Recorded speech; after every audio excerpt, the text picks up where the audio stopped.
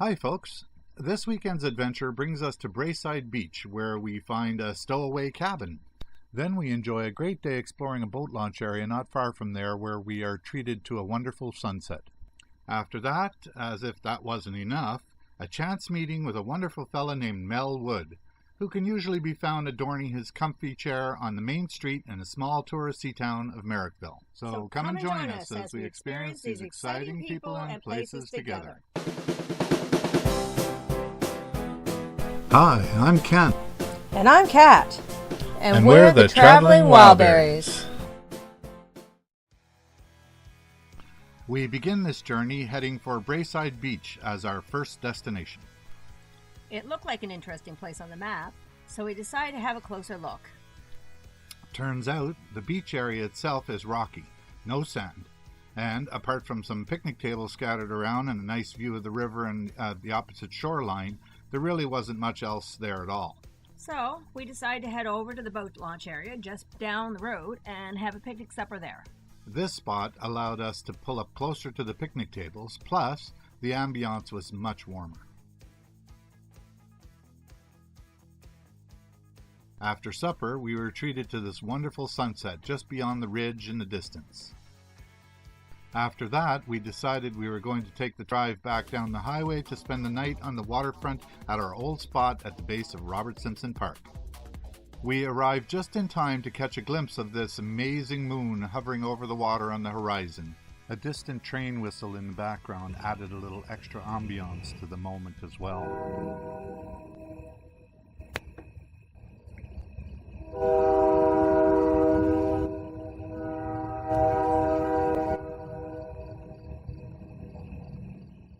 We were awakened around 3 a.m. by some teenagers making a ruckus in the park.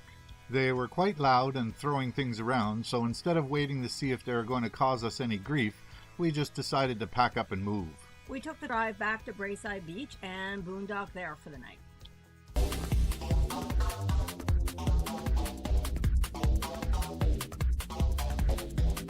In the morning, we went back to the boat launch place down the road and cooked breakfast there.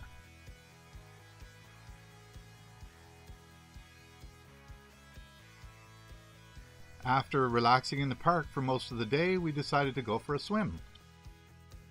As I was swimming, I noticed a blue structure in the distance, not too far away, and I was curious as to what it might be, so I floated over to have a look from the water.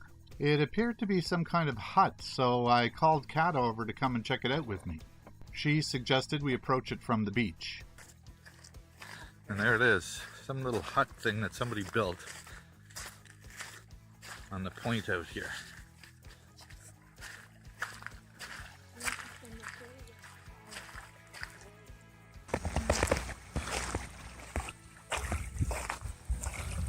This is a wooden hut, so we built it. Like a little camp post, there's a little flag on it and everything. Yeah.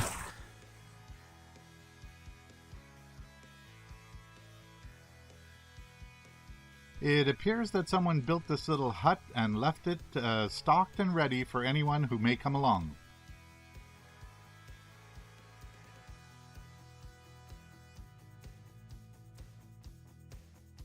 We thought it was kind of cool. That right there is where I would do the fire pit. That's a chimney. Cool. Nice job, people. Now, again, if we were to come this way, what would we see? Little matches. Fireplace ready to go. Candle, a chair, a towel, garbage. Huh.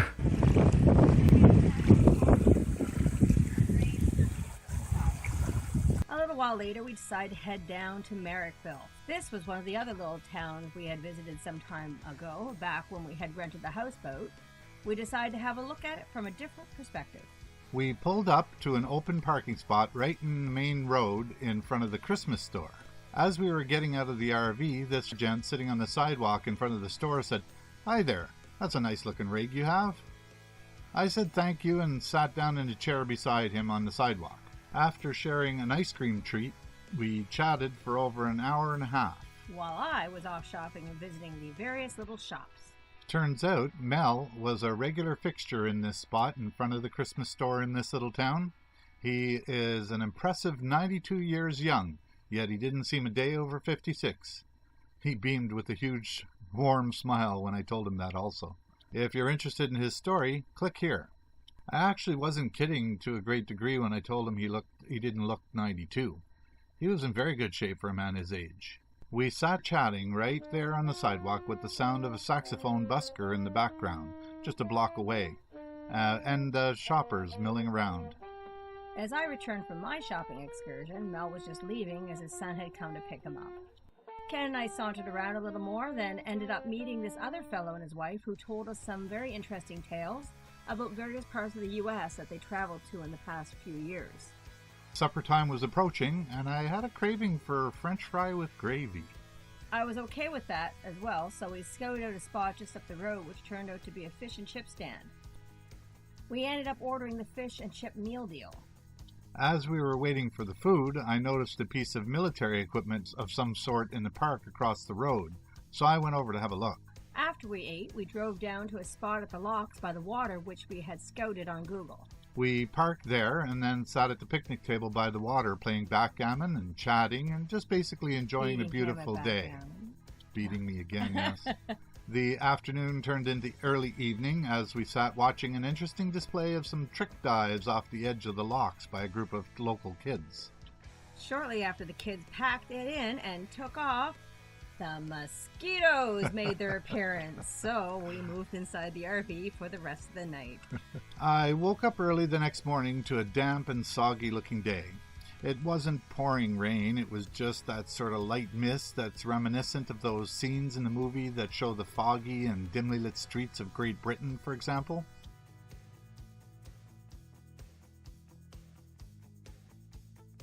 I decided I would break the glass-like stillness of the water by going for a morning dip. I must say, that was really refreshing. I was just waking up when Ken got back into the RV, and since the weather forecast was for rain and thunderstorms for most of the rest of the day, we mutually decided to put an end to this latest journey and head back to the house.